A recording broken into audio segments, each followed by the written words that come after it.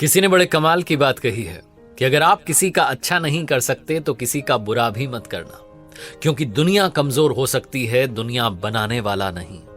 Hi guys, मैं हूं RJ Kartik. एक बड़ी छोटी सी कहानी है शर्मा जी की। स्कूटर पर सवार होकर के हर सुबह दफ्तर निकल जाते थे।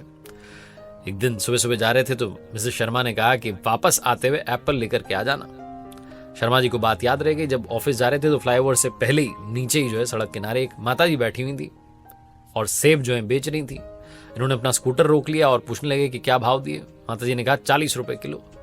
अब शर्मा जी थे मोल भाव पर अड़ गए, कहने लगे कि 30 रुपए किलो। माता जी कहने लगी 35 रुपए किलो, इससे कम नहीं।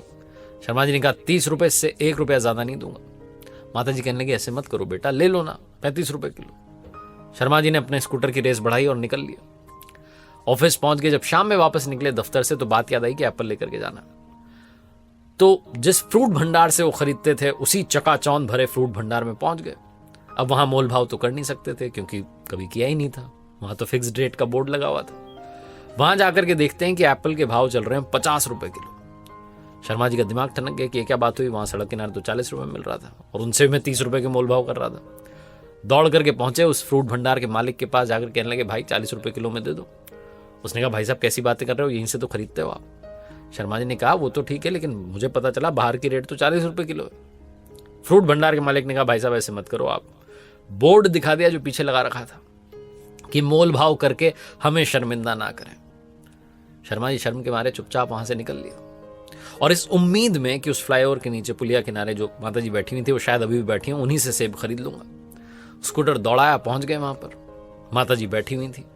माता जी पहचान गई कि तो वही सुबह वाले हैं। कहने लगी बाबू साहब 35 रुपए किलो, बस अब मोल भाव मत करना। शर्मा जी मुस्कुरा करके कहने लगे कि अरे माता जी कोई मोल भाव नहीं, आप तो 2 किलो सेब पैक कर दो और ये 100 रुपए रखो। तो कहने लगी अम्मा कि मेरे पास में खुले नहीं है। शर्मा जी ने कहा खुले की जरूरत नहीं है, आप 100 रुपए में ही दो।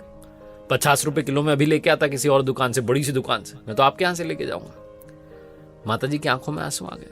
कहने लगी मैं क्या बताऊं, हमारी ऐसी हालत हो गई कि सड़क किनारे फल बेचने पर मजबूर हूं। मेरे पति की मृत्यु हो गई थी, बीमार थे और कर्जा बढ़ गया था, इस चक्कर में सब जाता रहा।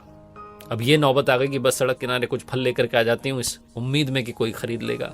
कोई खरीदता ही नहीं।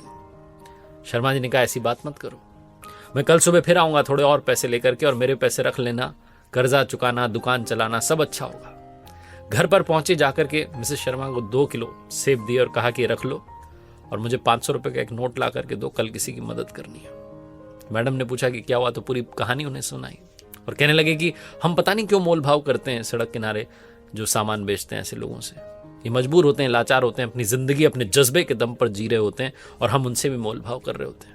जबकि बड़े बड़े शोरूम में जाते हैं और पैसे दे करके आ जाते हैं, पूछते भी नहीं है कितना क्या कैसे। शर्मा जी अगले दिन पहुंचे माता जी के पास और 500 का नोट देकर के कहा कि माता जी कर्जा चुकाना शुरू करो और फल लाना शुरू करो मंडी से और अच्छे से दुकान जमाओ। माता जी कहने लगी बेटा तुम्हारे 500 रुपये कैसे चुकाऊंगी। शर्मा जी ने कहा चुकाना नहीं है, मैं आपसे फल खरीदता रहूंगा, अब आप चिंता मत करो। ऑफिस जाकर के शर्मा जी ने वही बात अपने साथियों को बताई तो उन्होंने भी कहा हम भी उन्हीं अम्मा जी से फल खरीदेंगे। धीरे धीरे ऑफिस के साथियों ने मिलकर के पैसा इकट्ठा किया और एक ठेला गाड़ी माता जी को दे दी। बहुत छोटी सी कहानी जिसका सार ये समझाता है कि आप मदद करते चलिए, ऊपर वाला आपकी भी मदद करेगा। और ऐसे लोगों से मोल भाव करना बंद कीजिए जो अपने जज्बे के दम पर जिंदगी जी रहे होते हैं। क्योंकि हम लोग बड़े बड़े शोरूम में जाकर के पैसा देकर के आ जाते हैं, मोल भाव नहीं करते, हिम्मत नहीं होती हमारी। फिक्स्ड रेट का बोर्ड लगा होता है, लेकिन जो सड़क किनारे खड़े होते हैं उनसे मोल भाव जरूर कर रहे होते हैं। इस मानसिकता को बदलने की जरूरत है। एक बार फिर से वही बात जो अक्सर आपसे कहता हूं, ऊपर वाले के आशीर्वाद, अपनी मेहनत, अपनों के प्यार के साथ कर दिखाओ कुछ ऐसा कि दुनिया करना चाहे।